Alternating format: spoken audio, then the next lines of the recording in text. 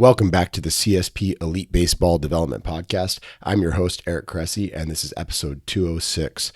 Incredibly excited for today's episode. This is something that's been in the works for quite some time. This is a guy who's done some really remarkable research surrounding tendon health and, more importantly, strategies for augmenting your programs to keep athletes healthy and rehabilitate injuries. This is something where I think we've done a good job of building on some previous podcasts he's done. He did a great one on the Pacey Performance podcast with Mike Robertson, and then just a few weeks ago on Tim Ferriss's podcast where he talked about tendon health. But in this one, we actually apply it a lot more to a baseball population and dig a little deeper on some follow-up questions I have on some of his work. So really bright guy with some progressive discussions here that I think you'll really enjoy. Overuse injuries have emerged as one of the biggest threats to players at every level of competition. As an example, at the professional level, ulnar collateral ligament injuries at the elbow alone sideline pitchers for an average of over 17 months. That's a ton of lost development and a threat to lengthy careers. Just as concerningly, though, for youth players, overuse is the predominant mechanism of injury. So what can be done? Obviously, we need to train athletes to be prepared for all the stresses the game throws at them. However, the other side of the equation, recovery, often doesn't get the attention it deserves. Healthy, recovered arms mean you can stay in the game and give your best on the field, and that's where Mark Pro comes in. Mark Pro is a cutting-edge recovery tool that provides all the benefits of active recovery, but without the extra effort, muscular fatigue, or stress to tendons and joints. Players can use Mark Pro as long as needed for exceptional recovery between training sessions or after games. We'll often send Mark Pro units back with athletes to their hotels or even have them use them on team flights. Both easy to use and portable, Mark Pro is a powerful tool that allows recovery anywhere, anytime. Use it while relaxing at home, on the road, or during tournaments. On a personal note, I was originally a naysayer when it came to Mark Pro. However, longtime Cressy Sports performance athlete Corey Kluber turned me onto it. He adopted Mark Pro into his post-pitching recovery approach, and it was an integral part of him going out and throwing 200 innings year after year. This led me to experiment with it myself and with more of our athletes, and the feedback was consistently outstanding. Now, just a few years later, you'll see it in every major league organization as part of the routines of some of the most accomplished baseball players on the planet. If you're looking for the same results enjoyed by these athletes, visit markpro.com and use the coupon code Cressy at checkout for an exclusive discount. Again, that's markpro.com, markpro.com, and use the coupon code Cressy, Cressey, at checkout for an exclusive discount. Today's guest received his bachelor's degree in kinesiology from the University of Michigan and followed it up with a master's degree in human biodynamics from the University of California, Berkeley. He then completed a PhD in physiology and biophysics at the University of Illinois. He now serves as a professor at the University of California, Davis in the Department of Physiology and Membrane Biology and runs the Functional Molecular Biology Lab at UC Davis.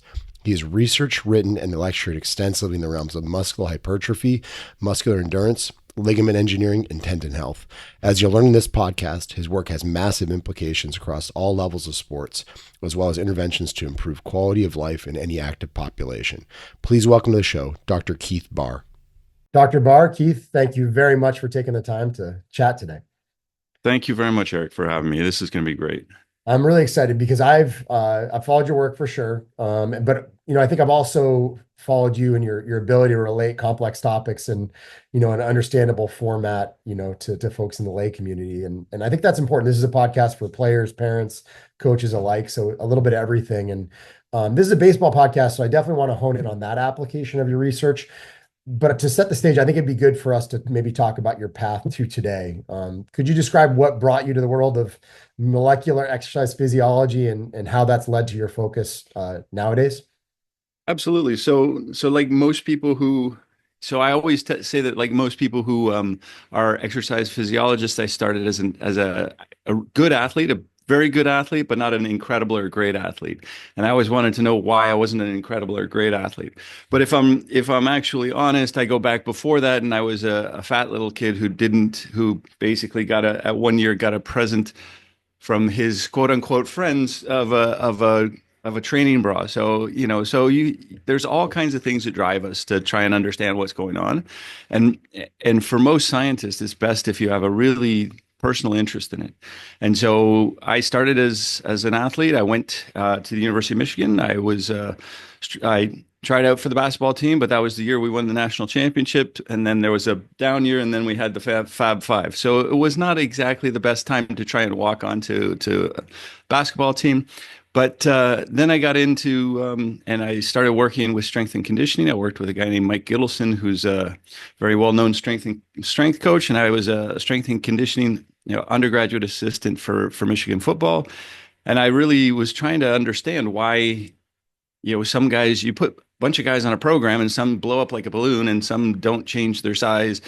Both of them get stronger, maybe not the same strength, but so there was a lot of interesting stuff there. And I really wanted to understand that. So I went to Berkeley to do a master's, University of Illinois, Chicago, the Circle campus there, the medical school, where I actually was able to kind of get a somewhat of an answer for that question that I had, which was we identified like the molecular target for a lot of our resistance exercise.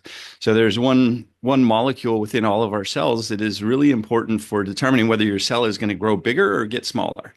And so when we do resistance exercise, it actually is the strongest stimulus for our cells to activate that protein. So most of the time, if we eat, if we do anything else, that protein turns on and off in about an hour.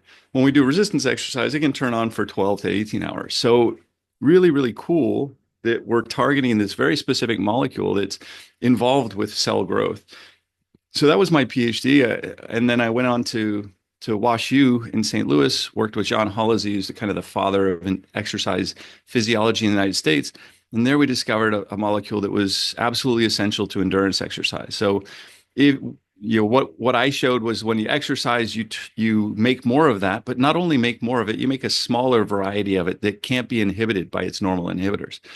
And we know now that one protein can make your muscle look like an endurance trained muscle. So that was really cool. And at the end of that, I thought I knew everything about muscle. So I went to the University of Michigan again as a postdoc, and I was like, well, we're going to engineer muscles. We're going to make big, strong muscles that are fatigue resistant. And then I got a big, hit in the chops when I realized that you can have these understandings of single molecules, but that doesn't tell you what's happening in the whole tissue. And so there I learned how to engineer muscle, but also we started trying to figure out why when we put a muscle to drive a machine, so we had these little fish that could swim around and we had engineered the muscle, but the muscle would always break at the interface between the machine and the muscle because you're attaching a really stretchy muscle to a stiff machine. And so we were trying to figure out why, and in vivo we have these things, tendons, so maybe the tendon is doing something really special. And at Michigan, what we discovered was that if you look at the muscle end of the tendon, it's stretchy, almost like a muscle. If I look at the bone end of the tendon, it's as stiff as the bone. And so what tendon does, it's this variable mechanical tissue. And what it's trying to do is it's trying to connect a stiff thing in bone to a stretchy thing in muscle. And it does that by being stretchy on one end, stiff on the other. And when we train it, what we do is we're modifying mostly the muscle end of that tendon. And that really is going to make it so that the tendon is able to perform at its best, or it's stiff, or it's going to be able to prevent injury.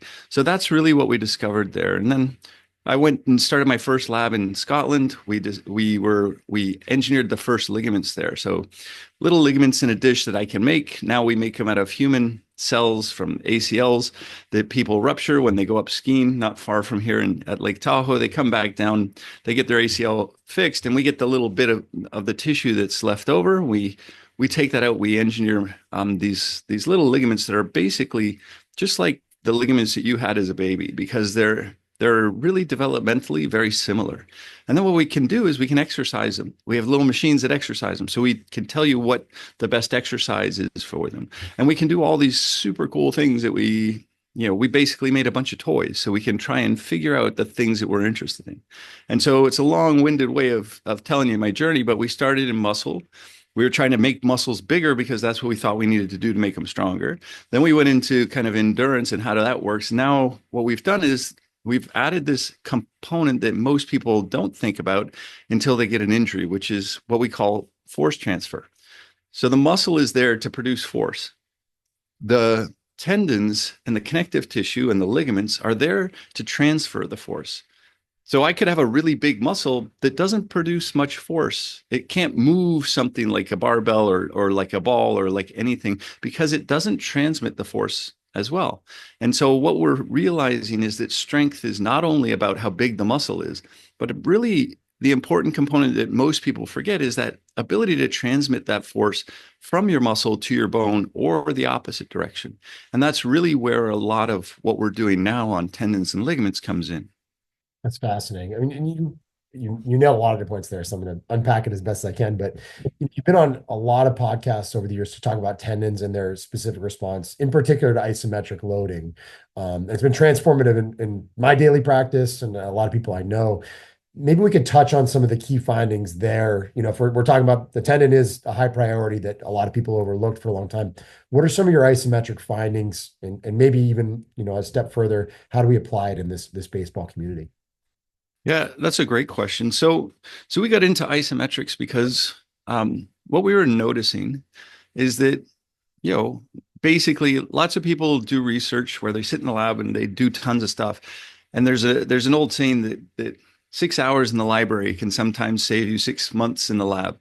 And so what I did is I just went in and started reading a bunch about how we get these tendon injuries. Because Alfredson, the guy who invented the Alfredson loading protocol of eccentrics for tendons,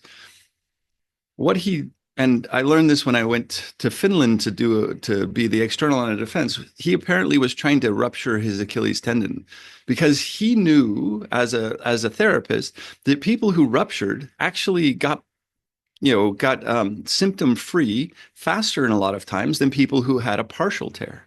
And so he was trying to think, oh, well, if I'm going to heal faster if I rupture, I should just rupture it. So what did he do is he put as much weight as he could and he tried to load his tendon, and he came up with this protocol because his tendon got better. And what his protocol was eccentric loading, but it's not about the eccentric loading because everybody in performance sports has used eccentric loading for years, but it's fast eccentrics that we use in the performance field because we want to get that reactive stress, that basically energy storage and return. But what he was doing was slow eccentrics. And then Michael Kerr went on to show that you could also improve tendinopathies if you lift really heavy weights, but do it concentrically. There was no difference. And if you look at those two things, the one similarity between them is the velocity. They're both going slowly. If Alfredson had done the eccentrics quickly, he would have ruptured his Achilles tendon. We wouldn't have had the Alfredson protocol. But because he did it slowly and it slowly got better, what it did is it gave us a hint as to what was going on. And then there was this other work done by this Professor Hayashi, who is this great Japanese researcher, and he's now retired. I sent him a couple of emails. He sent me these beautiful little emails back. But what he did was he actually took a wire and put it between the patella and the tibial plateau in rabbits. He unloaded the patellar tendon, and he did that to see, okay, why, if I take a perfectly healthy tendon, but I take the load off of it, so instead of the load going through the tendon, it'll go through the wire. What happens to the tendon? And what he did is he got a tendon that had lots of cells, small collagen, poor mechanics, and the collagen was non-directionally oriented. Those are the definitions of a scar. And so what we were thinking as we were reading all this is that, look, if I get rid of the load, I get this non-directional collagen that has lots of cells and all of this, even in a healthy tissue. And the way that I fix it is by doing these slow movements.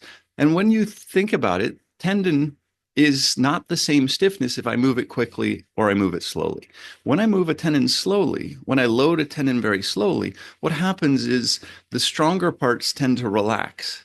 Because normally when I move it quickly, everything goes through the strong bits. And as it goes through the strong bits, that means that most of the tendon doesn't actually feel the load. And so when you do slow eccentrics or slow heavy concentric movement, now you're getting a little bit of relaxation of the strongest parts and you'll get a little bit more signal into the rest of the tendon. And so we just looked at it and said, well, if it's all about this, what we call stress relaxation, where the strong parts relax, then maybe what we should do is just do an isometric because that's the slowest movement. And then we can maximize stress relaxation, or it's also called creep, if you keep the tendon or the tension on the tendon. So we can maximize this relaxation component and we can more uniformly get the strain or the load across the whole of the tendon.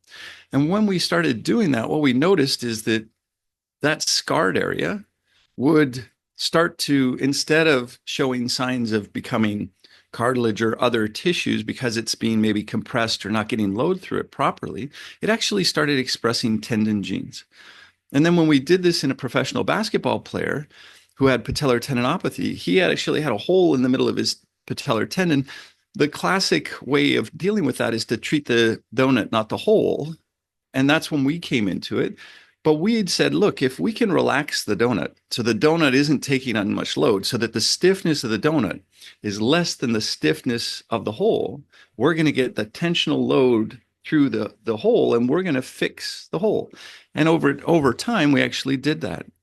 And using that protocol, we've now seen it with people who do sequential ultrasounds, and they've done an ultrasound. You see this nice hole, well, nice for us as researchers, and then as a poor patellar tendon. They do the type of isometric loadings that we're talking about, and within 50 days, the hole is almost completely gone, and the patellar tendon is much more robust.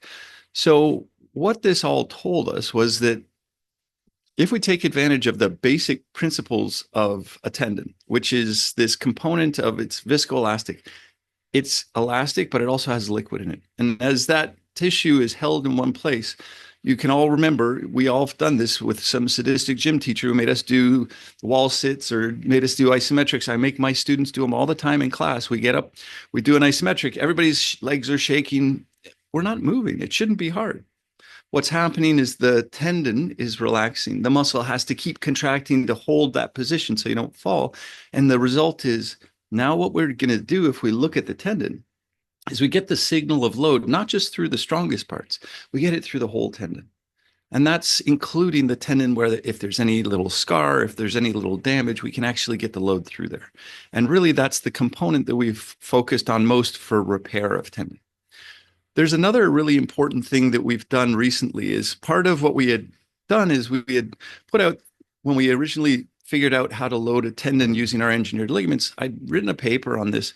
And this one guy, Felix Abrahamsson, who's a professional, he's a rock climber in Sweden. He'd always had injuries in his hands from rock climbing, from the tendons in the hands. And he basically applied the things that we had discovered in engineered ligaments to come up with a program to fix his hands. And his hands got really much, much better. He was able to climb again. And so he told his brother, and his brother is Emil Abrahamsson. He's a professional rock climber, and he's also a YouTuber. So he did this experiment where he said, okay, here is my grip strength. And he showed this cool video on YouTube. It's been viewed 1.5 million times now. And what he did was he just did this very lightweight, very easy isometric holds on to try and get load through his fingers. And this is, again, the flexor muscle of the hand. So we've got the flexors going. And so what he showed was that he's a professional boulder, very dynamic, very fast movements. He did this program that we described for 30 days. And he had like a 600% increase in his grip strength. He had all kinds of increases. He could hold massive amounts more load on his fingers. There was one load where it was a left-handed load where he could barely get half a second before, and he held it for like 15 seconds afterwards. So he had this huge increase in strength. So he published the video. A bunch of climbers started using this protocol, and they started doing it through an app. We contacted Emil and the people who made the app. We got all the data that we could from the app, and we said, okay, let's take, say, as many climbers as we can who either did the low load isometrics, did maximal loading on the fingers, or combine both loading programs. And what we found is that the people who did just these low body weight, low intensity, so they would do partial body weight, 40% of what they could do, they got just as strong as the ones who did max holds. Exactly the same increase in strength. Then when they did them both together, the group that did them both together had an additive effect. And so what that's really important, it goes back to the idea that muscle strength, or the strength of our system, is the neurological ability to turn on the muscle, the size of the muscle. And that's what we get when we do the max hangs. Neurological, and we get muscle hypertrophy. But there's also that force transfer component. And we can get that by doing those low load isometrics. And that gave us the same increase in strength as the ones where we're getting the maximal increase in muscle size and neurological. And then when we combine them, we get that additive effect. And so that I think is the most interesting thing that we've got, especially for the group that you normally work with, which are throwing athletes and athletes where grip is really, really essential. I have two follow-up questions, and that was fascinating stuff. The first one I would say is, I think big picture, when we see an injury to an athlete in this context, right, a soft tissue injury, there's probably really three places that can happen, right? It can take place where the tendon interfaces with the bone. It can take place where the muscle blends into tendon, or it could take place in the muscle belly, so to speak. Does your head go to different places depending on where the injury takes place? Where maybe the tendon is too stiff for the muscle strength, or the muscle is too strong for the tendon stiffness? How do you view different injury locations? Yeah, that's a great question. So the rule of thumb that I always use is that we get muscle pulls when the tendon is stiffer than the muscle is strong, because the two tissues together, we call it the muscle tendon unit. Every time we do a movement, they have to stretch to allow that movement. They have to fill that whole space. If the tendon is really stretchy, it will stretch more and the muscle will stretch less. The likelihood of injury then is going to be within the tendon. If the tendon is stiffer, now as you go to do a movement, any movement, whether it's a hamstring-based movement, whether it's a shoulder-based, whether it's a wrist-based, all of what's going to happen is, of the two tissues, if the tendon is super stiff, it's not going to stretch. The muscle is now going to stretch. So that's when I'm going to get muscle pulls or things associated with them, maybe towards the muscle end of or the tendon end of the muscle. So we can see that in the different. It's actually much easier to see it, say, in a hamstring or an Achilles. So you'll see it a lot of times with Achilles or with other muscles that have a really nice tendon. They have this muscle. And once, you get these athletes who are only doing fast, really fast movements, what's going to happen is over time, that muscle end of the tendon gets stiffer and stiffer and stiffer because we're doing those fast movements. If we're not doing any strength work, it doesn't take much much force production for the muscle to do that. So a muscle actually doesn't have to get bigger in that situation, doesn't have to get stronger. So what ends up happening is we have a stiff muscle end of the tendon, we have somewhat weak muscle, and what that combination is going to put us at a higher likelihood to get kind of that muscle injury towards the tendon, but it's still within the muscle. And so you can see those things as you look at different athletes. We see it all the time in kind of world championships and Olympics, the men's 200, 400, you're going to see people pop their hamstrings because basically they're to get as fast as they can, they've done a bunch of exercise that increase the stiffness of the muscle end of the tendon. Now they take a big long step because they're starting to fatigue, and they intentionally take a long step. They hit the ground, the tendon doesn't stretch, the muscle has to stretch while it's contracting. Those fast eccentrics are where we get the most of the muscle injuries.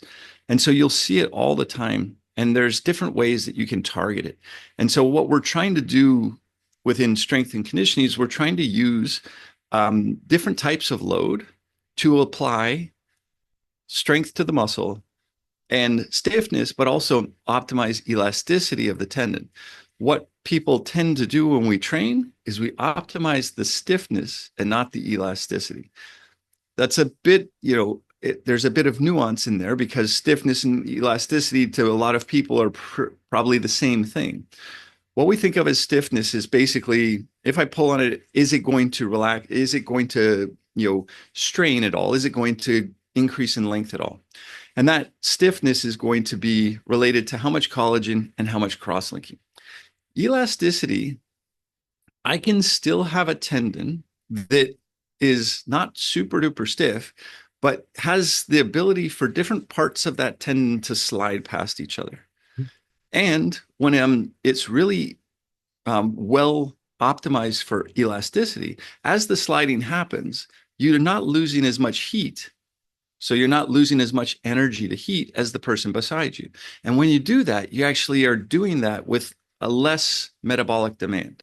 And so that's really important for runners who are trying to increase their, say, running economy. Because now the tendon is going to stretch and recoil, give me all that energy back, but it's not going to cost, I'm not going to lose more energy to heat. So I'm going to become more and more efficient as a runner. That's different than stiffness. Stiffness will make you more efficient as a runner because it is a stiffer structure, but the mechanism is different. And the elasticity is going to help me still protect the muscle, but also give me the performance benefits. And it's not as cut and dry as we used to think, where I am trying to optimize stiffness for performance and minimize stiffness for injury prevention. We think now that we can do a little bit of both. And that's the important stuff we've been developing over the last few years. That's fascinating. And that, as you were describing the hamstrings and the sprinter, like we see analogous structures in the flexor tendon at the elbow, lat strains in baseball. Some of those lats, they point directly to the humeral attachment. It's really where the tendon comes in on the bone, and other ones are right at the junction where they point a little lower down, and others they're feeling it down the side of their rib cage in the muscle belly. I'm curious whether you feel like the carryover is stronger. So in a sport like rock climbing, it's a gradual buildup of force, right? Like you don't just jump and grab a cliff, ideally, otherwise you're probably going off the edge. But whereas in a baseball, I mean, it's throwing a baseball is the single fastest motion in all of sports. Do you think the carryover is stronger in certain disciplines than others, or are these principles universal across sports? So the interesting thing with it is that rock climbing, most of us think of it as somebody going up a huge cliff. A lot of rock climbing now is what they call bouldering, which is much more dynamic, much more like what you would see in baseball. These are people who are jumping for a small little ledge. They're grabbing a little ledge. They're not miles up, but they're on a big boulder, and they're doing these things, and there's overhangs. And so, for example, Emil, who is the guy who started the kind of rock climbing, he's a boulderer. He is one of the most dynamic movers in that sport, and that's why he's an elite boulderer.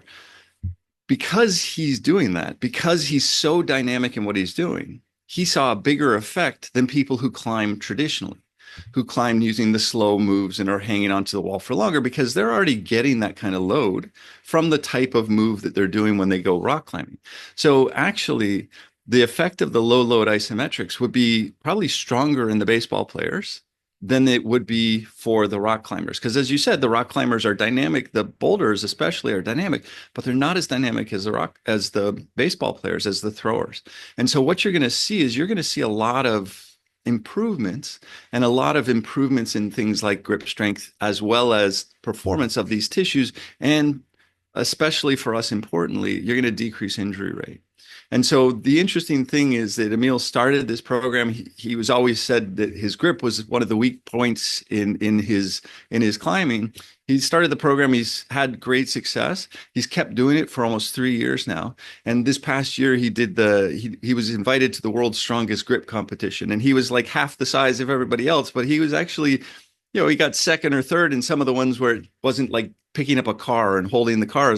So he has incredible grip strength now, even though he was that highly dynamic mover. So I think that this type of thing with these low load isometrics, they're actually going to have probably an even more important effect for baseball players, because the movement is so fast that always it's going through those little bits of tissue that are the strongest. And now if we can make the tissue as a whole stronger, now it's got more space to go through.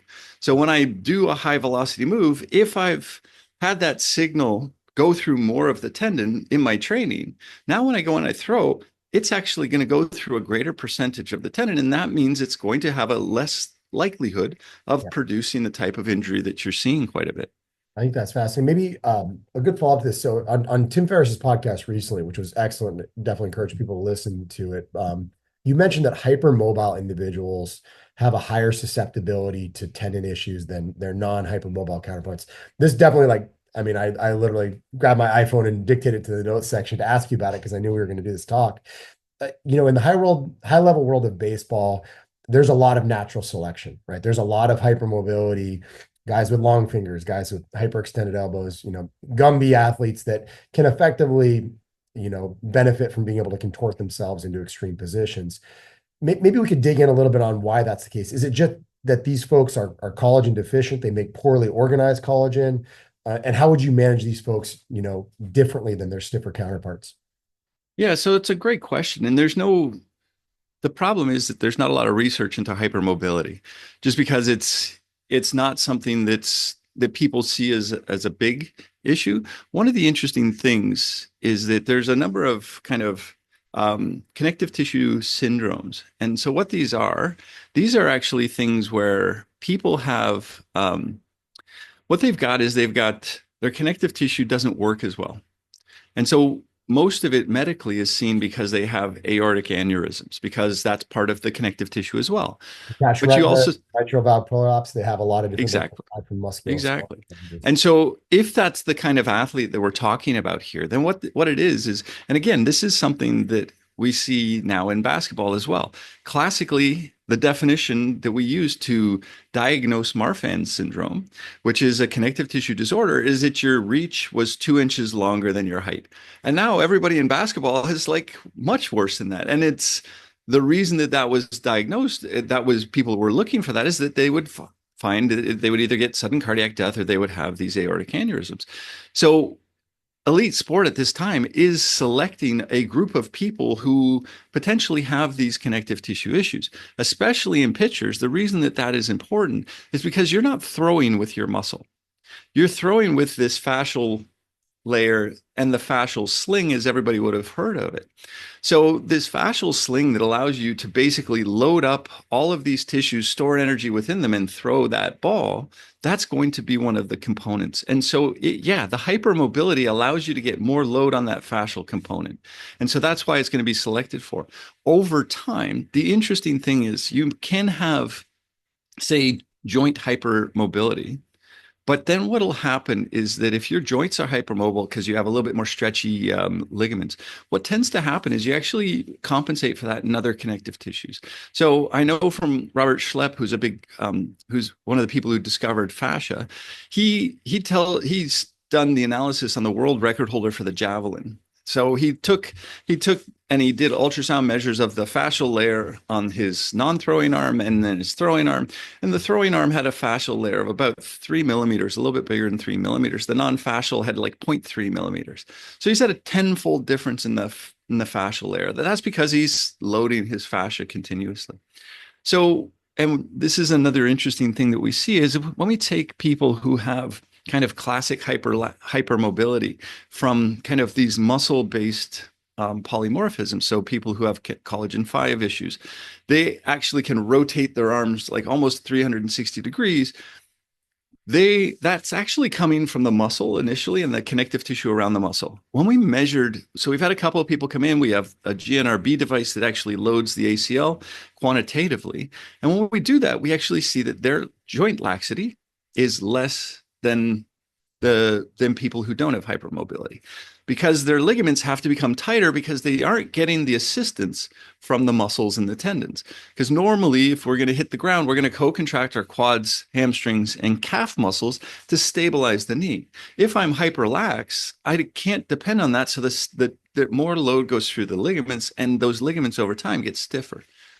So with your athletes who are hypermobile, my guess is they have hypermobility either within the musculature or within the ligaments. What that's allowing them to do is that's allowing them to get into positions where you can get a much better load on the fascia that's then going to allow them to produce greater velocity. The question is that making them more prone to injury? It would make them more prone to injury if they had to do specific things that are more athletic based rather than skill based. So I would call throwing, even at that high velocity, that's a skill, because athletic, I think of it as a repeated loading type of thing, change direction, repeated loading. So we see it a lot of times in athletes who are really good at kind of a skill-based move, and then they have to suddenly sprint for something. That's when they're going to have a lot of other issues. So that's what I would worry about more than somebody who's going through their skill, because their skill is so practiced. They've got all this fascia that's compensated for the fact that they have got laxity. Now, if they change their mechanics, that's when you could now be, now I don't have the support of that fascial layer that I've had for 10 plus years when I was teaching myself how to throw. Now I've changed my mechanics. Now all bets are off, because now I don't have the extra support from that fascial layer that I've developed over however many years I've been throwing. And now as I go and I do that hypermobile move, now it's a different movement. And so now the fascia that I've developed to protect myself isn't there to protect me. And so that could contribute to some of the things that we see when people try and, alter their mechanics pretty dramatically. Especially at the higher level, it's more of a tinker than an overhaul in scenarios like that. That makes perfect sense. And maybe it leads to my next question is we had Dr. Keith Meister on the podcast recently. I sent it to you ahead of time and I know you gave it a listen. He spoke directly to the concept of flexor tendon injuries kind of surging to the forefront as being more concerning than ulnar collateral ligament challenges in the throwing elbow. I'm curious how you wrap your head around the issue from your vantage point. He spoke a lot about how the injury mechanism, etiology has changed, where we used to see valgus stress type injuries during the layback phase of throwing, and now we're seeing more injuries at ball release as people are basically trying to make a ball turn right or left. Or maybe that even speaks to what you just talked about is new positions for, poorly prepared fascial systems. When you hear all that, A, do you agree with it? And B, where do the interventions begin with you? Yeah, so I totally agree with it. And so what I think is really interesting is that every time we identify an injury, we come up with a way to fix it. But in fixing that injury, we cause another one. This happened in European football. So soccer, everybody's like, oh, everybody's getting hamstring injuries. So let's do a lot of Nordic curls. So those are the ones where we're loading, and we're loading the hamstring, but we're loading the distal hamstring. So that's a bit of a problem because all of the ruptures are happening proximal. So that's not ideal. But everybody started loading the hamstring using these Nordic curls. And then what happened is ACL ruptures went up. Because what we did is we were trying to make the hamstring stronger and have it a little bit less stiff. By having the little bit less stiffness at the distal end, now when I go to co-contract my quad and my hamstring, now my quad is stiffer and and it actually accentuates the move that's going to rupture the ACL. The arthrokinetic knee, basically. Exactly. So what we've done is by training to solve one problem, we've actually caused another. So my question would probably be more to you is how is the training over the last few years changed? Because we know about the valgus movement loading the UCL. So has either mechanics changed or have we changed in the gym in such a way as what we're doing is more of high velocity moves or all of these things. And now the muscle is maybe a little bit more the weak spot in this. That's the first thing. Is that what we're doing is we're not curing, we're not bulletproofing the system. What we're doing is we're shifting where the load is going to be, concentrated. And wherever the load is concentrated, that's the part that's going to be most ready for injury or most likely to get injured. And so what we're trying to do when we're doing loads that are specifically to get the ulnar collateral or specifically to get the flexor is we're trying to do those things together. And then we have to go back to the study I talked about with the rock climbers. And we don't just do one. I don't just do an exercise. I don't just do wrist curls to try and make the flexor stronger because that's now going to put more load onto a different system. What I have to do is I have to make the muscle stronger, but I also have to improve force transfer. And so now what you've got to do is you've got to do these various different things. And what we tend to do is we tend to chase. And so when I was a strength coach, I know, okay, we had a lot of these last time, so we're going to do this exercise this year. And and then the next year you have a different one because, you've changed so now you're just chasing in a circle. What we have to do is we have to look at the system as a system. And what we have to do is we have to say, okay, I have to get load through the UCL. I have to get load through the flexors, and I have to do it in such a way as it doesn't have to be in every point of the movement. If I'm trying to get like rotation with the flexors and I'm trying to do that, what I have to do is I have to get the load through so that when I do those movements, if I do them, repeatedly, what I'm going to do is I'm going to have the biggest, strongest tissue that I can in both of those locations that is optimized for their long-term health and performance. And what we tend to do is we tend to do things like we'll shut down athletes. And when we shut down an athlete, now they're going to come back. That muscle is going to be weaker. But not only is the muscle weaker, the connective tissue is much, much weaker.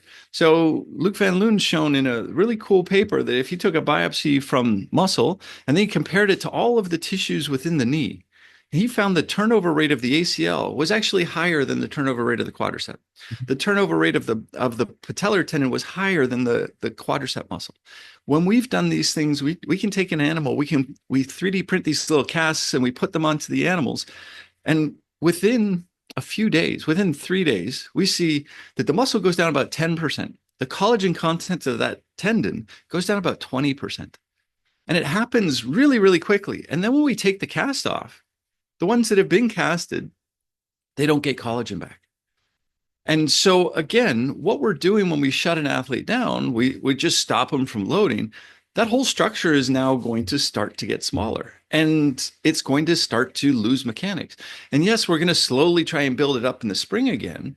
But what we don't understand is whether can I just go in there with a handful of loadings through the winter time, through the off season, and protect those tissues so that the muscle is strong, the connective tissue is still there, it's still very, very strong, but we haven't actually had the mechanical wear and tear. And this comes back to what we discovered about what it is about load that's really important for connective tissues. So unlike our muscles and our heart, if we go out for a 3-hour run, our skeletal muscles and our heart, they're adapting the whole 3 hours. If we go out for a 3-hour run, our Achilles tendon is only going to adapt for the first 10 minutes. That's the end of the signal that it gets. And then just like my 17-year-old daughter, they're going to turn off to us. Oh yeah, you can keep talking all you want, but they're not going to hear anything else. But now I've got 2 hours and 50 minutes of wear and tear on that tissue. So what I've done is the same thing that's happening in baseball players. They go out and they're going to throw. If they're going to throw a game, they're going to throw a full 9 innings. They're going to be out there for 3+ hours. And they're going to be throwing over those 3+ hours, not continuously. But what our research early on showed is it didn't matter whether we were loading at 1 hertz, so 1 cycle per second, or at 1/10 of a hertz. So it was 1 cycle every 10 seconds. What mattered was how long you loaded for. So if I loaded at 1/10 of a hertz, I only took 50 loads for me to get my maximum. If I'm loading at 1 hertz, now it takes about 600 loads. The number of loads isn't the important part. The number for getting the signal to adapt.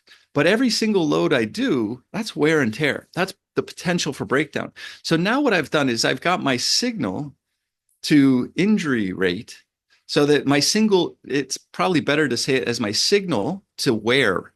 So my ratio of signal to wear is really, really high, especially in your starting pitchers, because now I've got lots and lots of wear. I had signal for the first, for warm-up pregame. I got my signal, everything's done. So that the ulnar collateral, the tendons within all of the flexors, they're all done. They're like, yeah, we're good. But then I'm going to get load and I'm going to get wear and I'm going to get wear and I'm going to get wear all through that game. So now what I've got is I've got this big ratio of my signal to wear is really, really poor. And so now what we try and do is we try and say, look, in the off season, let me get it so that we optimize the signal and we minimize the wear. And so now that's the shift that we're trying to get people to understand so that I can go in first thing in the day, I can load my elbow, I can load my flexors, 10 minutes, that's it. There we go, that's done. End of the day, I can come back, do the same thing. And I can do both dynamic, I can do small dynamic things like dribbling a basketball on a wall, give me a little bit of dynamic load through that system. But it's a lot of signal for very little wear and tear. And so now what I can do is I can do dynamic moves that are low load dynamics. I can do isometric moves that are low load isometrics. And now what I've got is I've got a system that's optimized for maintaining or giving good signal to the tissue while minimizing the wear and tear. And now when you come back, now what we're expecting to see is that the UCL is bigger and stronger, that the muscle is actually bigger and stronger, and the tendons within the flexor system are going to also be bigger and stronger. And so that's really what we think is going to help people moving forward, is to say, not necessarily in season. In season, we just have to some degree, we have to survive. And we have to make sure that we minimize the damage that we're doing. And that's, again, where isometrics, whether they're high load or low load in that situation, what we're trying to do is we're trying to say, look, we got a lot of load through the strong bits. Now let's get a little bit of load through the whole aspect of that tendon or that ulnar collateral. And now can we make it so that those systems are stronger and more resilient for the whole season? You just made the most compelling case I could possibly imagine for something I've been trying to shout from the rooftops for a long time. Is I could never stand the just rest at the end of a season. Like that 4 to 6 weeks of, just go hiking or do something like that. And we see so many, particularly veteran pitchers in the game, who have come around to the idea of don't completely shut down, just keep it moving, do something. It's an opportunity to get tons of signal with very little wear, and an opportunity where you're trying to like find that time of year where you can effectively build a solid foundation. So I love that. As a follow-up to that, this is actually a really timely podcast. We're recording this Wednesday afternoon at 12:46 p.m. My daughter is 5 weeks post-injury on a supracondylar humeral fracture. She fell off our neighbor's swing set. She's getting out of her cast this afternoon. So all of this poorly organized collagen, all of it is resonating with me. And I also know there are gonna be a lot of people listening to this who are going through Tommy John rehab, including surgeons who do those. Historically, you'd see those people very, very limited motion in the initial stage, and then obviously they go into a brace that gradually increases their range of motion. If you had a soapbox moment to talk to people about how to manage immobilization periods post-surgically, how are you going to attack it? I know you feel very strongly that loading through the tissues is vital in those early stages. Yeah, absolutely. And so I always remind people that the first immobilizers were the first evidence of immobilizers being used was actually from a tomb in Egypt, where there was a 4,500-year-old kind of visual of somebody who was in an immobilizer. And I just tell people that would you go to your cancer doctor if you had cancer and say, let's use that 4,500-year-old technique, and that's going to work out perfectly. I don't Bloodletting think, and all that fun stuff. yeah. So I don't think any of us would go there. It doesn't survive that long if there isn't some validity to it. And what it's doing is it is actually a mechanical stress shielder specifically for the bone. I would never use one for something that's not a ruptured tendon, because we still want to get movement through there. And so if I've got, like your daughter has, where she's got a break, now what's going to happen is you'll take the cast off. We're going to already see that there's a loss of muscle mass. She already knows that because it's now actually moving around on her arm, whereas when they first did it, it was tight to her arm. So she's lost muscle mass. And so now what we have to do is we have to get, obviously, load through that.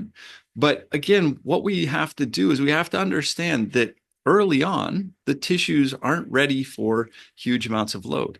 When you're doing a repair, often all of the surgeons want that to be as strong as possible. And so what they do, and this is, again, what Dr. Keith was talking about as well, he reinforces it. He puts all this stuff in there to kind of give it extra strength, so that when it leaves the operating theater, it's going to be as strong as possible. And that's great for stabilizing the elbow. It's not great for the native tissue that's there, because over time, the stress shielding that we talked about with the strong parts of the tendon, well, now I have a really big stress shielder that's maybe a reinforced suture, maybe something like that. So now what I have to do is I have to load in such a way as that those sutures aren't taking all the load. And those sutures are going to get the load when we're in the biggest flexed or the biggest extended position, depending on what you're getting fixed. And so what I'm going to do is I'm going to have to load in the opposite area. So if I have an Achilles, I know that it's designed, the repair is designed so that when my toe comes up, I dorsiflex, that more load goes through those sutures that are holding it together. So what I'm going to do is I'm going to plantar flex, and I'm going to load in a plantar flex position. By doing that, now the sutures are lax, and now I can get the load through the native tissue. If I don't do that, and I've had an NHL hockey player who had that repair, was able to load really early because, it's all going through the suture, everything's fine. But then at some point, the sutures are going to break. Yeah. And that happened about 6 months in. And because there was no native tissue there, as soon as they broke, the whole tissue disintegrated again. And when they went in to repair it, there wasn't enough healthy tissue for the surgeon to actually sew it back together, because all of the healthy native tissue had gone away because all the load was going through the suture. Okay, so if you have a patellar tendon, I know that this happens sometimes with pitchers. They have a patellar tendon repair. Now, the design of the sutures is so that as you bend the knee, the suture takes more of the load. So I'm going to have to do a lot of stuff in a straighter knee position to get load through it. What we then do is we say, okay, if I'm going to have to be in a brace because I've broken something, what I want to do is I want to slowly apply load within that. So I'm going to apply load for my flexors. I'm going to apply load for my extensors. And depending on what the break is, you can do a little bit of rotation. If it's on, if it's on the bones that are rotating, you don't want to do that. So you're just going to want to talk with your doctor. But if I can sit there and I can flex to get some load I can do that with a brace. I can push and hold an isometric load in that brace. I can extend and do an isometric load. The key that we want to do is what we have to understand is the thing that causes the damage is the velocity of the load. Yeah. So if I decrease the velocity, I'm going to decrease jerk. Jerk is a physical parameter. And so that's what we're trying to optimize when we do things like plyometric jumps. And we're trying to increase the stiffness in the structures while we do that.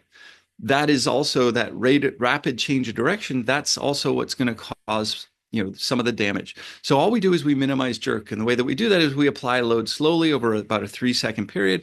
We're going to hold that isometric tension for a while. We're going to let that load off over a 3-second period. What I've done is I've basically made it so that there's almost no way for me to damage the structures in there because I'm doing this load in a very protected manner. Okay. The other thing that I think is going to be important over the next few years is a lot of the reinforcements, a lot of the surgeries are done with these non-resorbable sutures. And I understand that the doctors want to have it around. They think it's going to prevent it from having further injuries later. I have a student who just did some repairs. She does Achilles repairs in rats, non-resorbable, resorbable sutures. One of the interesting findings, we haven't published this yet, but is that the length of the Achilles is actually longer with the non-resorbable than it was with the resorbable. Yeah. And so it's contrary to what the doctors actually think. And so the biggest worry that they have with an Achilles is it's going to get longer. And so I have to use something that's reinforced. It doesn't even look like that, even if we're not starting to do anything other than just let's do the repair, let's hold it there, and let's see what happens. And so that's an interesting thing, first of all. And now what we're going to start to be able to do is we're going to be able to start getting load through the physiological tissue sooner if we have those resorbable sutures. And so that's what we're working on in that situation, to try and help doctors make decisions that are going to help you as somebody who's a performance person, who's a performance repair and physical therapist. You want to get load through the native tissue because you want to fix the native tissue. The only way that happens is if we load in very specific ways, if we're using non-resorbable sutures. But if we have resorbable sutures, now we can get load through the native tissue a lot sooner and a lot easier. We can re-establish that native structure, and we can actually build it back using the types of load that are optimized for that tissue, and we can actually build it back stronger. That's fascinating because I think the industry right now with elbows, what I love is you're talking about things that are intrinsic to the athlete, right? We can make these tendons more proficient at handling stress early on. I think the industry as a whole, what's fascinating is we're doing hybrid procedures for ulnar collateral ligaments where we do a classic reconstruction, but they'll also throw in the internal brace to fortify it. And the idea is the internal brace kind of supercharges the repair and may actually allow an athlete to move quicker. You're making a very compelling case that, hey, we have some things that we can do to help ourselves. We don't need external implements just to move this along a lot quicker. I understand the desire here. You have a very elite athlete. They have a very small window in which their career is going to be dependent. And so that I can understand the mechanics there. If I can get load back through there, if I can get them throwing sooner, if I can get them moving back and have that internal support, and it only has to last for a handful of years because their career is only a handful of years, I understand that. But if I'm looking at it from the vantage point of, okay, over a lifetime, what's going to allow my athletes to be best, even in the elite athlete that's going to have a couple, 3 years left on their career, that second, third, fourth year, those things, they want to have biological tissue there, because if they don't, by the time you're out there, the internal brace is now weakened because, again, there's nothing to allow it to regenerate. The nice thing about our tissues is if we do a little bit of damage to them, they have all of the cells within them to regenerate and repopulate and to make that structure strong again. that's the one thing that our non-resorbable sutures and all of these other internal bracing type of things, if you use a biological tissue, that's fine. That's going to be potentially an avenue for our cells to get in there and to help fix it. And that's a possibility. I just don't think that we have enough information to know what it's going to look like 4 years out, 5 years out. And so if you're projecting your career to be longer because you're, say, a high school athlete, now I'm having to think about, okay, yeah, I'm going to get back on and I'll be able to pitch sooner. But then what's going to happen over the next few years? And again, that's just from my vantage point as a physiologist, I want to fix the physiological tissue. I want the physiology of that tissue to get back to where it was before. And I know that there's a whole bunch of things that we can do that are going to optimize that recovery. And I really think that for most of us, we want to have our biological tissue working as well as we can.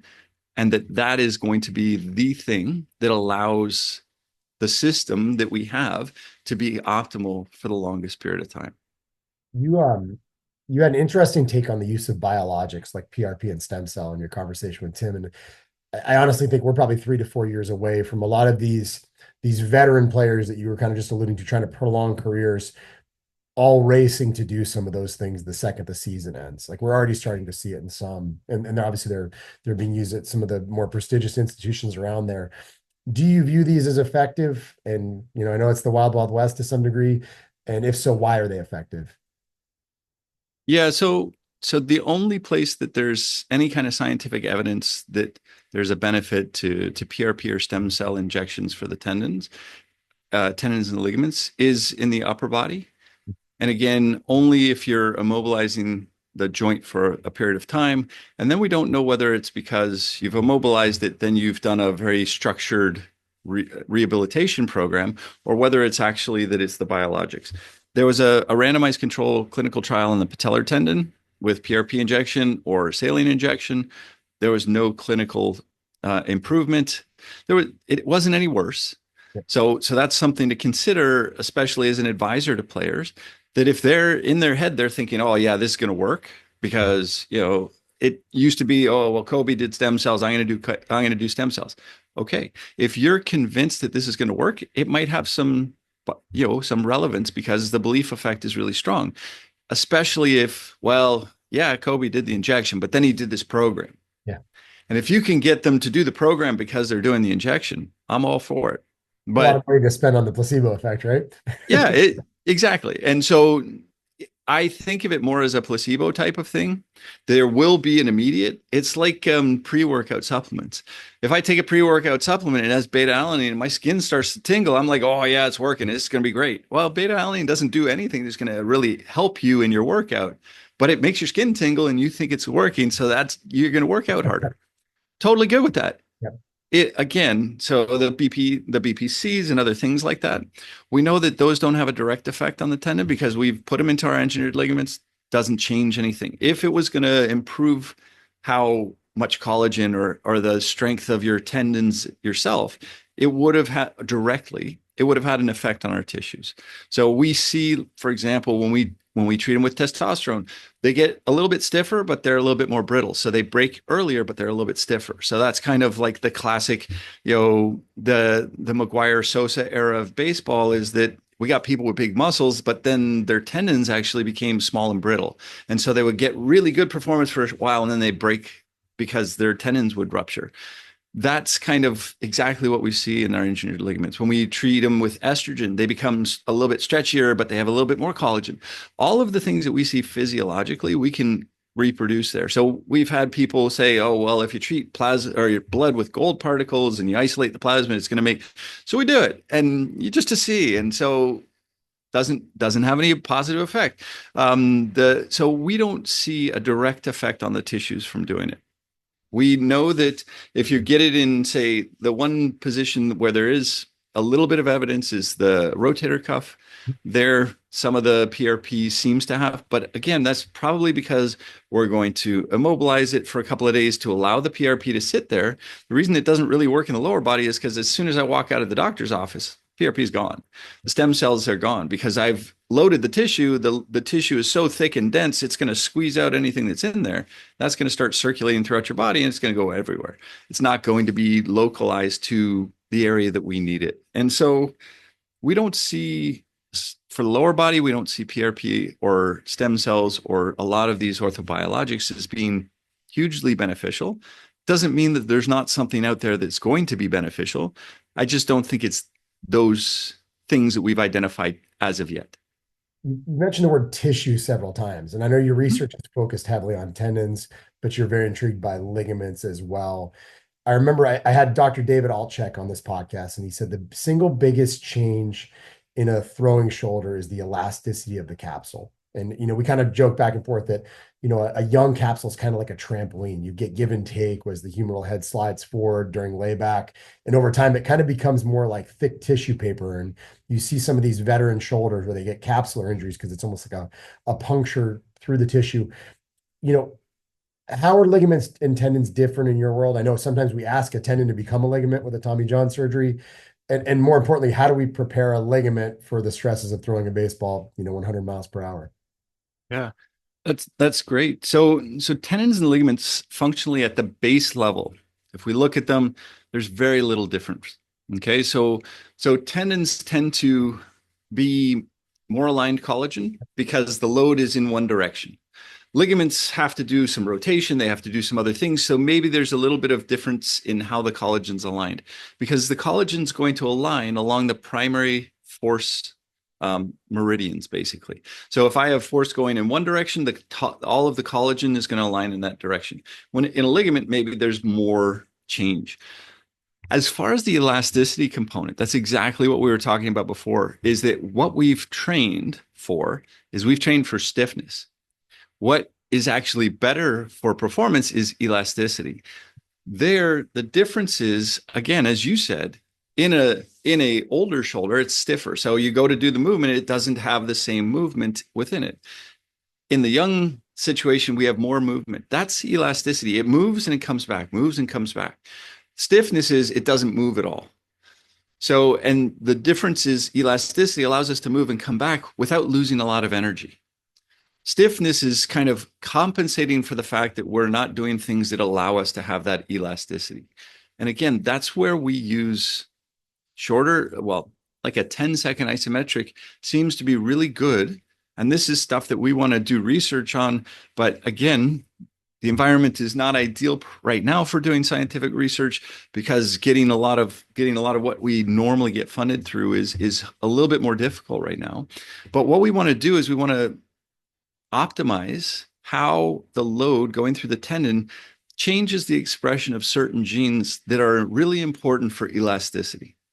And what we can do is we can test all kinds of different loadings, take out the tendon, and actually look to see which ones have improved the elasticity, or the genes that are going to be important in giving us better elasticity.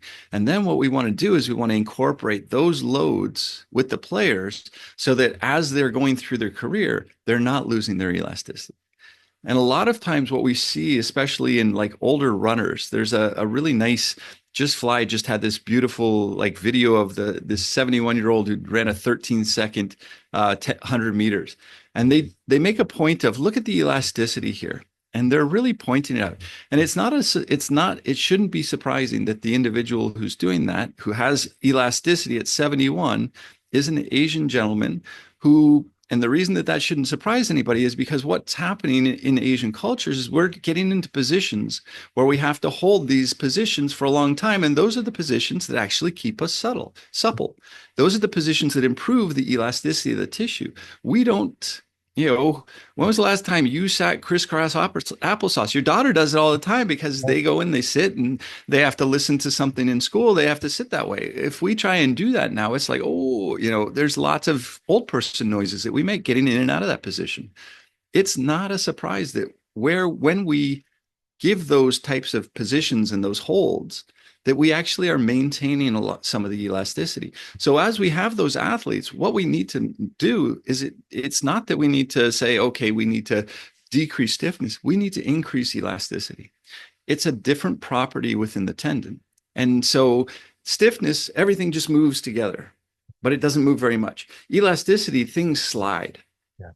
And that difference is really huge as far as these tissues go, and as far as how healthy these tissues are going to be long term. And so what we really need to do is understand what kind of loads are going to optimize that sliding.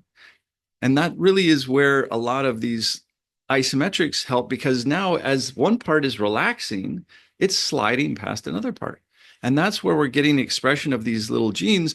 And those genes are really important because what they do is they produce lubricating proteins that make that sliding easier. Okay. And that's what's going to allow us to help us maintain our elasticity. And again, it's not perfect. It's not everything. People will come in and they'll get an injection of, say, hyaluronic acid. Well, what most people don't understand is your body makes hyaluronic acid. Hyaluronic acid synthase is the enzyme that makes hyaluronic acid. If we can load optimizing hyaluronic acid synthase expression, now I can do that I can get hyaluronic acid exactly where I want it, because I can actually get my body to make it itself. And correct me if I'm wrong, the technology is better than it's ever been before for evaluating that. I can remember Sue Falsone doing a presentation just showing some of the fascial layers gliding, Absolutely. pre and post, dry needling, cupping treatments, all that stuff. So it's an exciting Yeah. time. Yeah, you can really see it. And so that's where the imaging can be really helpful. If you've got people who are good imagers, you can see how much sliding is going on. And really those structures being able to slide, that's what ART is. I'm going to hold something, I'm going to move. That's going to force something to slide past while I'm holding the other structure. And now I've increased my mobility. All we're doing is we're doing the same type of thing using load. We've talked a lot about elbows today, but we also see a lot of ugly baseball shoulders. And not just baseball shoulders. We see older adults from all walks of life. Just about everybody over the age of 60 has at least a partial thickness cuff tear, if not a full thickness cuff tear, that they may need to, at the very least settle down, much less heal. It's not an easy task. So do you think there's a prominent place for your research findings at the shoulder? We've talked a lot about patellas and Achilles and elbows, but obviously the rotator cuff is big business. Absolutely. So we don't actually think that there's a big difference between the different tendons. Mm-hmm. The interesting thing is, like, everybody kind of knows that muscle that gives you the shin splint in the front. There's a tendon on there. All it does is pick up the foot. Mm-hmm. Same load all the time. You could, if you're running up a hill, picks up the foot. If you're running down a hill, picks up the foot. The soleus has to take on 3 to 5 to 8 times your body weight. Mm-hmm. So, and that Achilles has to do the same. So you've got an Achilles that's the one on the front is actually stiffer than the Achilles on the back. And so what that means is that when we're doing these lower loads, we do it with a lot of stiffness, and we don't have to modulate it as much as when we have lots of load going through that frequently. So most of us don't throw a lot outside of the group that you're dealing with, because most of us are bipedal. We move around a lot on our legs. And so, but the tendons aren't very structurally different. There is a little bit of different architecture because of the broadness or how much of a transition we have. But fundamentally, they're tendons, and so that means that they have to get directional load. And so the rotator cuff, it is exactly the type of, we've had incredible success with our volleyball team and other places where they traditionally have shoulder injuries. We can eliminate a lot of that. And there, again, the core of what you get from your doctor is a little stretchy little tube, and you go like this 100 times. Well, if load is, as you move quickly, is going through the small parts that are healthy, that's doing almost nothing for you. So all we have to do is we have to do the same principles where I just, now instead of using a stretchy tube, I'm just going to put my belt around a doorknob and I'm going to pull on my belt, or I'm going to do it from a high position. So I need to get the 4 loads through, and I need to use the isometrics. And realistically, what Dr. Keith said is that was really important for us is we need to instrument it so that you can actually measure how much load is going through there. And that's one of the things that myself and one of my postdocs were starting a small company that's doing instrumented devices so that we can actually have your smartphone there. I'm loading my rotator cuff, and I'm sitting there and I'm looking, there's the force trace. I've slowly brought it up, and then I'm holding it. Now I'm letting it off. What was my maximal force today versus yesterday versus the day before? And so that I can actually see what my forces are, and I can use that to make decisions about how tired is my system, how is everything working properly, how am I able to maintain that load, or do I see the force coming down? all of those things that we need to understand to get quantitative measures of the function of the tissue, we need to get those because right now we're kind of flying blind. Yeah. So what we do now is, yeah, I'll put my belt up there. I can do it. I know it's working because I function better, but I don't know how much load I've put through. When I lift the weight, I can read the side of the weight and say, oh yeah, I lifted 100 pounds. When I'm doing an isometric, that's really the place where we're missing out because we don't know exactly what kind of weight we're doing. One element of your work that I think we haven't touched on is nutritional interventions. You talked about collagen plus vitamin C having a, an additive effect. Maybe expand on the type of collagen you use and how you look to dose it surrounding this isometric protocol. Yeah, absolutely. So again, the biggest thing to remember is that just like our leucine-rich protein that everybody understands for building our muscles, that if I eat the best leucine-rich protein in the world, it's not going to make my muscles bigger if I'm not loading.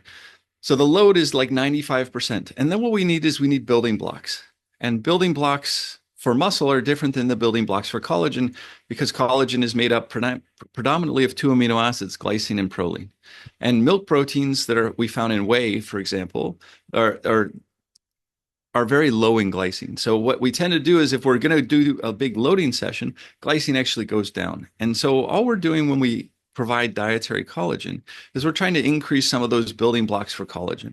And so the way that we tend to do it, as far as types of collagen, we're not concerned with any of the fancy things. What we're looking for is we want to try and make sure that the collagen, if this is something I'm going to do daily, which is something that I do, which is something I advise people that is beneficial, is what I want to make sure of is that the collagen source is from a skin-based source. So it can be fish skin, it can be pig skin, it can be beef hide, because most animals will store their heavy metals in their bones. So if I have a bone-based collagen, a bone broth, or other things, I can have high levels of lead and other metals. When I get it from the skin, that's the only thing I really worry about. I don't worry about your sexy peptide. I don't worry about that, oh, we've used this. And if you don't want it to make a gel, have it hydrolyzed. If you want to make a fancy dessert, you can just do it as a gel. If you're giving it to your kids, which with your broken arm in your family, I would do. All I would do is I would put it together with it as a gelatin and a hydrolyzed collagen so that I can get a good amount within a gummy. And that's going to really be beneficial. And so we provide those. And what I want people to do is I want people to take them about the same time every day. Because what my load is today is going to stimulate collagen synthesis in my tissues. And that's going to happen between about 12 and 24 hours later. So when I'm eating my gelatin or my collagen today, I'm adding the nutrients that I needed to build from yesterday's exercise. So every time I do that, I'm getting a good effect. And I'd like to do it about the ideal timing is an hour before I'm going to do loading. So if I'm in the off season, now what I'm going to do is I'm going to take it an hour before I do my prescribed loading to maintain the structures of my forearm and my elbow. That's going to allow me to target those things because unlike muscle that has a great blood supply, our tendons and ligaments get nutrients when they get pulled. They squeeze out the water as we pull on them. And then as we relax, now the liquid comes in from the environment. And if that liquid has those nutrients that I need to make more collagen, I can make better collagen. And so all we're looking for is like about 250 milligrams of vitamin C. And we look for about 15 grams of gelatin or dietary collagen. But if you wanted to take it as part of a recovery drink, and that's totally fine as well, you can do it with leucine-rich protein like whey, but you would say take 25 grams of whey protein and maybe 5 grams of gelatin or hydrolyzed collagen. And that kind of, we had a paper together with Luc Van Loon that showed that when we took a muscle biopsy, if we gave the person 25 grams of whey and 5 grams of hydrolyzed collagen, we saw an increase in collagen synthesis in the extracellular matrix of the muscle biopsy. And so that was really one of the first times that people saw an increase in the production of that protein within our muscles. So again, you can either do it afterwards together with your leucine-rich proteins, or you can do it beforehand to target your connective tissue more specifically. You had mentioned in the past, I believe, that caffeine tends to interfere when you're planning out collagen consumption. Do you think this has big implication in a sport like baseball where the days are incredibly long, travel's excessive, players are changing time zones, and they're often consuming probably more caffeine than they should. I mean, is there any advice for players surrounding caffeine consumption if tendon health, including this collagen protocol, is a high priority Yeah. for them? So the interesting thing again with baseball is that a lot of times it's kind of around the seventh inning where there's another little pep of, and that tends to Fresh be late energy. at night, and you have your extra thing. So what we see is that, and we've done this in animals where we give equivalent of about 5 cups of coffee a day, and we can decrease some of the adaptations we make in our connective tissue. The interesting thing is that we gave it to mice who either didn't have a wheel or had a wheel. The ones that had a wheel, we saw an increase in the muscle mass of the running muscles in the controls. But when we gave them high dose of caffeine, we didn't see that. So it's not only the connective tissue that's affected by it, it's actually the muscle as well. And so there it's for most people, it's not going to be a problem because most people aren't going to be at that high level of caffeine. The other thing that's really important, and the reason I brought up the fact that it's a lot of times in the seventh inning where you get that extra bolus of caffeine, is that overnight is usually when we're synthesizing more collagen. So collagen is synthesized in a circadian manner. So during the day, it can be kind of low, but at night it tends to be expressed at a much higher level. And so if you're taking that in the seventh inning, you're going to go to sleep, but try to go to sleep in a few hours, that maybe is going to have a long-term negative effect. And so it is a possibility. We just don't have enough information to tell us whether it's going to be a big issue, a small issue. But what I would say is if you're going to do a workout and you wanted to use a pre-supplement, I would not necessarily say, oh yeah, you got to use a pre-supplement because your performance is going to be a little bit better. I would actually look more towards my adaptation is going to be better if I don't have that. So I might not perform as well, but I might adapt better. And again, so for me in the weight room, I'm not as concerned about, I always tell everybody who comes to the weight room with me, the the repetition is a number. And that kind of shows me how much stronger you are. The way that I get you stronger is your resistance to that. So the negative phase is how I'm getting you stronger. I'm getting you that stimulus to a greater degree. The positive phase is, I counted a number, and that's telling me how your progression is looking. But the adaptation is much more about getting you to failure, getting you to get the stimulus through the muscle. So whether you got exactly the number of repetitions I was hoping you would get today or not, I want to know that you got the signal, because that means that in 3 weeks, 5 weeks, 10 weeks, you're going to be stronger. You're going to have a bigger muscle mass or whatever our goal is. But right now, you might not have performed as well. And so I will give up some of the performance today if that means that in the future, I'm going to be better. You're going to be better. I like that. You've thrown a lot of really, really good insights out there with respect to what we know.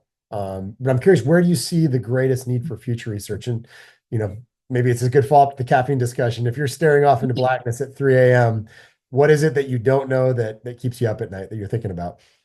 Yeah, so there's great research out there that shows kind of in women's footballers, women's soccer players, they show the ACL but preseason at the end of the season, and it's got about 15 to 20% bigger. And everybody says, "Oh, that's great. Look at the ACL is getting load and it's getting bigger." I look at it a different way. I've got this, college level athlete who's been playing soccer for 10 years, but that means that between the end of the season and the start of the next season, it's gotten 15 to 20% smaller. And so for me, the biggest thing is, how do we go from the end of your season to make sure that when you go to preseason next year, you're not just having to go through this ages long progression where you're going to have your wear and tear signal is going to be high and your signal to adapt is going to be low. How can we optimize that in the off season so that we're getting this period where we have high signal for adaptation with low wear and tear, so that when we end the season, I can take, say, imaging of your system and know what's your strength, what's your UCL size, all of those things. And then when you get into training camp, let's look at it again there. And now can I go in and say, look, what we've done is at the end of, or at the beginning of training camp, now your system is actually stronger and it's actually more robust than it was at the end of last season, which shouldn't surprise anybody because there's a lot of wear and tear. But now what I've got is I've got a system where I can say, okay, this is where we're starting now. Instead of coming in and starting from here and kind of slowly trying to build back up to where you were, can we end the season here and start the next preseason way up here?